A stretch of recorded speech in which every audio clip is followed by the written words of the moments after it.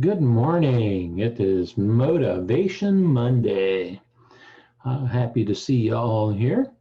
Let's just get things here rolling. We're talking about the week here of October 12th. As everybody knows, AEP opens this week. That's AEP on the Medicare side. And so that's kind of what we're going to be looking at here today. Our quote for the week: victory comes from finding opportunities in problems. That was good old Sun Tzu, wrote that probably at about 2000 BC. As we get rolling, here's kind of our schedule here. We're going to give you the tip of the week, do some sales shout outs, and follow that up with our AEP Kickoff. So let's get diving into that. Our tip of the week here. National General's dental, vision, and hearing, that's their dental PPO plan, added some new states. The new states there are going to be Michigan and Missouri, but it now covers, they're just slowly launching this out, moving it on out. Currently available in Alabama, Arizona, Florida, Georgia, Illinois, Kansas, Louisiana, Michigan, and Missouri and Oklahoma. So as we go through that launch, we've added some new states in there. Just keep your eyes open. You'll see more and more of that coming on out. So let's take a look at what's selling well. And it looks like a pretty usual list here. We see that in the short-term world, mostly National General Plan. That's followed up pretty good by the Golden Rule, United Healthcare short-term plans. Limited medical kind of ruled in that area by Golden Rule. When we look at accident plans, our accident plan leaders are going to be in that National General. However, critical illness seems to be back into Golden Rule, as is dental. So who's our big sellers this last week? Looks like for short term, I think Max has been holding that spot for quite a while there, Max Weinstein. And then Arthur Walsh doing a good job in there. In the world of limited medical, Katia Santa Maria, she is there a lot. And with following right behind her was Lloyd Williams. When we get into the accident, funny how that kind of just matches up there. You got Max doing the accident plans, kind of goes right along with that STM. We all know that we want to pair that one together. And then we see Sarah Fry leading the way right behind him there. Now, when we come into Medicare, kind of divide that up with Tamila. She's selling mostly the Medicare Advantage plans. And Jeanette, she was doing the lead there in the Med Sup world. Okay, so those are our leaders here, and you can see what the products are. So you should be kind of taking a close look at those and working those into your pitch. So here we are coming October. So let's just kind of look at, we're starting off here October 15th. That's going to happen here on Thursday as the Medicare AEP Kickoff. Now that will be for plans that start on October, selling the plans. Right now you can show the plans, but you can't even accept an application. You can't accept it and hold it right now. So that's we're in that kind of preview period. But on October 15th, we can start accepting the plans and submitting them in up through December 7th. And whatever that last plan that an individual submits will be the one that goes into effect on January 1. So it all starts with being ready to sell. That's kind of the opening, and you got to have that, okay? And ready to sell means that you successfully completed all your your AHIP, which is where it starts. That's that Medicare compliance training. It's going to take you through Medicare, the different plans, and get you where you can sell compliantly. Okay. And then you'll go to your various companies, you'll get your product training, HMO, PPO, PDP, special needs plans.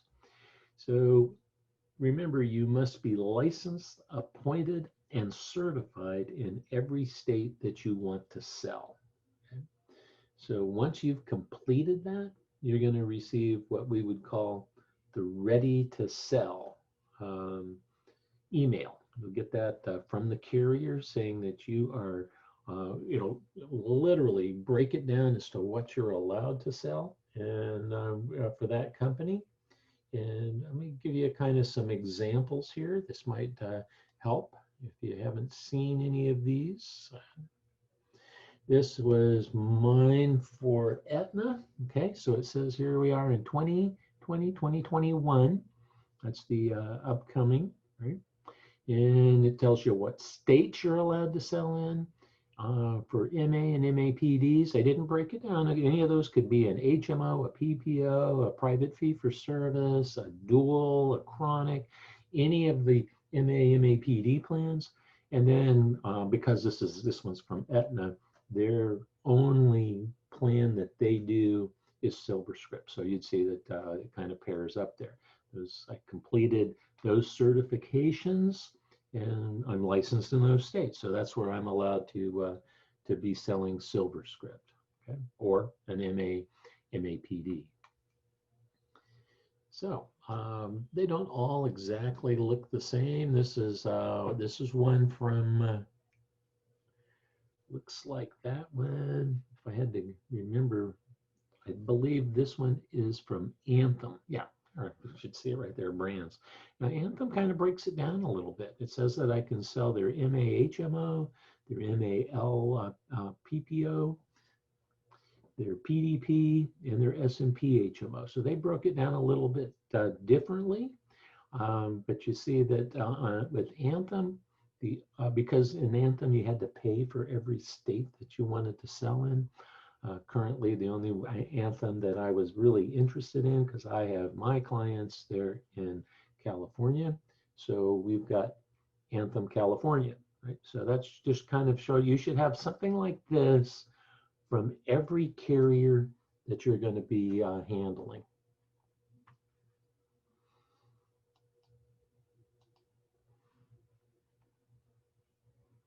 So who should you have? It's not everybody has all these, but this would have been my recommendation for how to kind of set yourself up in Medicare, who you should be certified with. Now we've got the national carriers. You should have, unless you're selling only in one state, and maybe it's not there, but for the most part, Aetna, Humana, and United Healthcare are in just about every state. I'm sure there's some here and there where they're not, but you would know that if you're certified in that state and you were just selling in there. So if I was, trying to set up my Medicare business, I knew I was going to be selling in several different states. I would at least, as an absolute minimum, have those. Okay. Aetna, the thing about Aetna is they've got the SilverScript. Okay, very good one. They've literally coming up here for 2021. Have the lowest cost PDP plan out there. So if you're selling MedSup and the customer is not taking any medications right now, you can get them into a PDP at about $7 a month. Okay, so that's a really pretty good deal. That price on their low end varies from state to state, but it averages about $7 a month throughout the country. Now that position used to be held by Humana, and I was always using Humana's Walmart plan. You didn't have to go to Walmart. However, that was that low-cost provider. Well, that has just had its pants beaten off by Aetna's with their half the cost. And in fact, Humana's low-cost one has gone up. And then again with UHC, they carry the AARP branding on there. So that's typically half the battle. It's highly recognized. They do a lot of national advertising. So you're going to see that, and it's going to be a familiar name. And a lot of people are members of AARP, making that even an easier sale. But those are the three. I would definitely have those. And then there's some regional carriers. Okay? Now, Anthem is a Blue Cross Blue Shield provider in about, I think it's probably around 14, 15 states. You saw that I was talking with me, Anthem. I was only selling it in California because I have a lot of customers in there in California. And then the other states would have like Blue Cross Blue Shield as a name. But remember, each one of these is to a specific state. So you'd have to get multiple of those to cover, an area if you were interested in like really blanketing everything. Cigna is real big kind of throughout the South and Southeast. Okay, so they're a big name in there, and then I think they're pretty national when it comes to PDPs. They've got a pretty low cost plan. And just put these on here just as some example. If I was really selling in Oklahoma, I'd have Global. They're only in Oklahoma, but they're pretty much a real low cost provider in Oklahoma, especially compared to Blue Cross Blue Shield of Oklahoma. If I was selling a lot in Texas, I'd be looking at Scott and White, kind of centered around the Baylor University Medical Center. And it's not throughout Texas. It's just that swath coming up between, I'd say, maybe Dallas up through Wichita Falls. Okay, so it's just that kind of central swath of Texas there. Or if I was out in California and I was wanting to sell in California, specifically Scan is another one that is a very good one, very good network. A lot of low cost. I mean, and you can really get it down to like in California, if I was going to do Monterey County, I'd have Aspire because they're the only plan in Monterey County. But see, I'm just trying to give you some ideas there of what you should have and how you should kind of go about it. If you haven't done this already, you're a little bit late to the party, but those would be the carriers that I would be setting up with. There's more. I'm just giving you kind of a picture of where you should be, right? I would say the 3 regional national carriers, and then depending on where I am, you don't usually see Blue Cross Blue Shield and Anthem in the same state, so it'd be one of those. If I was selling a lot in the South, it would be Cigna. And then I would look into the area because a lot of times there's going to be a regional carrier that you can only sell in that area. Another example would be Florida Blue. Not only is it just a regional one there in Florida, you have to be a Florida resident agent, not a non-resident agent, to sell it. So that's a nice one to have. Okay, so the next thing that I would want you to make sure and do some testing for yourself. Be familiar with these guys' enrollment systems. There, a lot of them, they all do the same thing, but they go about it differently, and they've got different names and stuff here. They've all got like I think just about everybody does have some sort of electronic SOA that you can either email or text. Then, because that's going to be that first step, got to have your SOA in. And then you can do the enrollment. Now, if you're with Humana, theirs is called the Enrollment Hub. It's kind of a standalone program, can be put on a lot of, full computers, but it'll also work well on tablets. I don't think any of these can really do a good job on just being on a cell phone.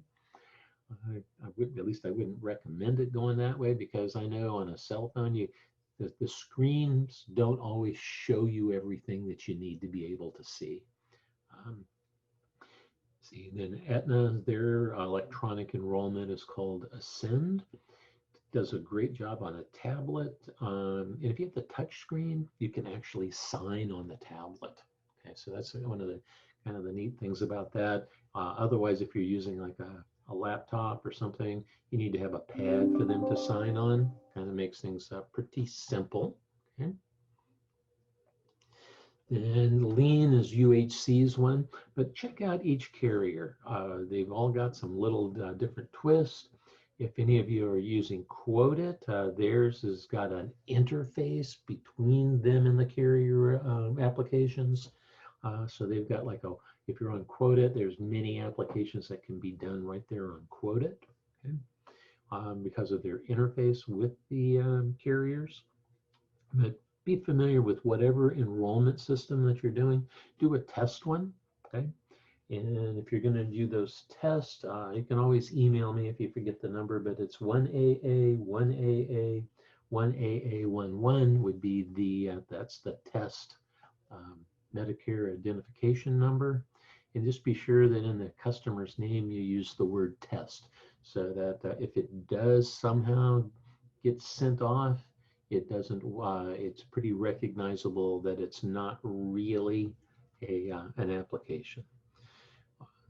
Okay, so when submitting your enrollment applications, carriers offer many options.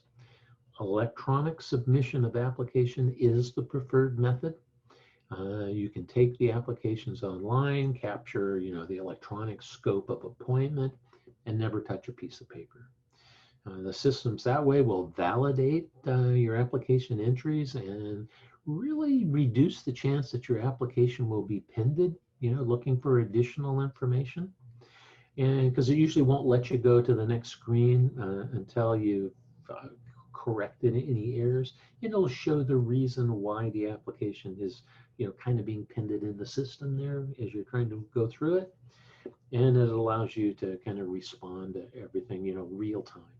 So really pushing those. Those are, the great way to go. Yeah, let's see. Speaking of the SOA, it's so important to obtain an SOA in advance to observe the intent of the SOA requirements. So carriers would prefer that you use their SOA form whenever possible. However, in situations where you may not have, that particular company's form on hand, you can use another carrier's SOA form as long as the carrier's SOA form is CMS approved. So don't make your own SOA, okay, unless you want to go ahead, you want to submit that and get it approved by CMS. I would just, think of the typical thing. You started off with talking to a customer, and this has happened more than once where, the intent was to sell the United plan, so you do the United SOA, and then lo and behold, during the process, that maybe the customer comes up with a prescription or a doctor that's not covered by the plan. And so you're kind of on the fly there, and you do a little bit of research, and you discover that it's in somebody else's plan. They, maybe the Aetna covers the doctor and the prescription, or whatever that little thing is. So you don't have to do a new SOA for Aetna. You would just continue with the Aetna presentation and the Aetna enrollment. So you only need one SOA, and it doesn't have to be the carrier that you're selling, okay?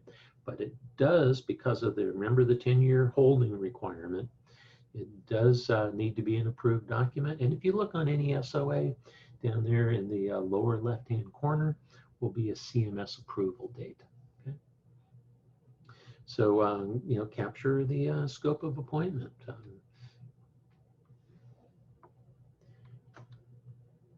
We kind of move through here. Let's see. So eligibility, that's another good one there, okay? Make sure your customer is eligible, and you can enroll them. We've got some, these are the requirements.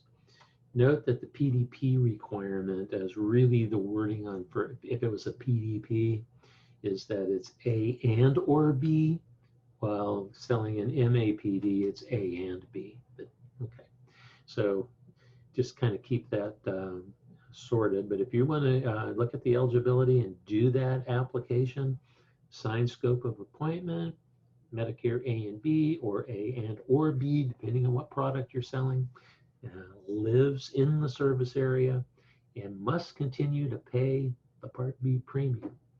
Okay. Now, if somebody else is paying it, that counts. Okay. So you just need to make sure that they understand that the Part B premium must be paid either by them or the third party in the case of whether they're on Medicaid. If you're doing anybody who's still 2020, okay, we have that ESRD question in there, and they're not eligible for an MAPD this year. Okay, that's only up until December 31st. But for new plans, that question isn't even on there anymore. Okay, so ESRD is still a showstopper for 2020, but it's not an issue for 2021. All right, last little things to mention here will be a little bit about your marketing. You do have a plan, I hope, for what you're going to be doing. And I always say start with your existing customers, right? You've got customers that you've enrolled throughout the year or in the past years that are still on your books, and you know that they're turning 65, or maybe you've sold them something already.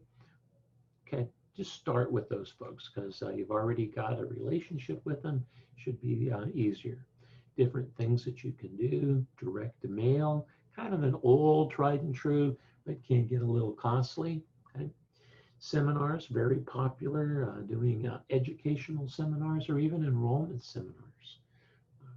You just have to get out and meet the right people and learn how to get them up there.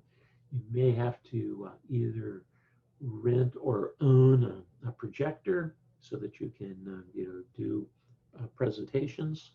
A lot of options there. One of my favorites is the tear sheet, or you put them up in drugstores on the bulletin board, grocery stores, senior centers. It's just a little blurb about you and that you're an independent carrier or an independent agent representing many carriers. And the little tear off portion is your phone number so that they can just kind of tear those off and have those. I mean, these are just trying to give you some ideas of how to go out there and how to go about that. Okay, that's about all I've got here. I usually try to keep us down to about 20 minutes for Motivation Monday. I hope I've given you some ideas and you've been able to kind of go through all that. This is being recorded, will be available in the library. So good selling. Oh, if anybody does have a question, feel free to just use the chat. And you can always email me at the training@ahcpsales.com, and I'll be glad to get back to you. So I hope everybody has a wonderful week, and good luck on the AEP.